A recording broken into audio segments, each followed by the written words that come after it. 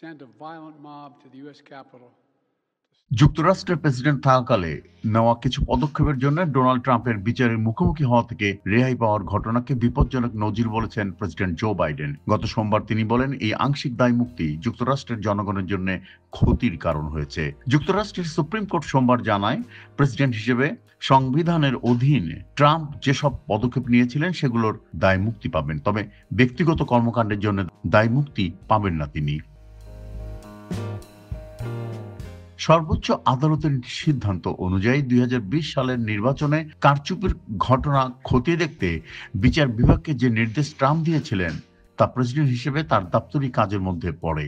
এদিকে জো বাইডেনের জয়কে স্বীকৃতি না দিতে দেশটির সাবেক ভাইস প্রেসিডেন্ট মাইক পেন্সকে যে নির্দেশ দিয়েছিলেন তাও ট্রাম্পের সাংবিধানিক ক্ষমতার আওতায় ছিল।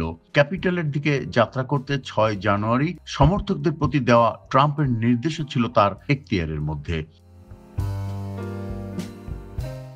আধুনিক যুক্তরাষ্ট্রের ইতিহাসে এই প্রথম সাবেক কোনো প্রেসিডেন্টকে অপরাধের অভিযোগ থেকে দায় মুক্তি দেওয়ার প্রশ্নে সিদ্ধান্ত নিল সুপ্রিম কোর্ট। এর প্রতিক্রিয়ায় বাইডেন বলেন, যুক্তরাষ্ট্র প্রতিষ্ঠার মূলনীতি হলো এদেশে কোনো রাজা থাকবে না, আইনের চোখে সবাই সমান হবে, আইনের ঊর্ধ্বে কেউ নন, এমনকি যুক্তরাষ্ট্রের প্রেসিডেন্টও নন।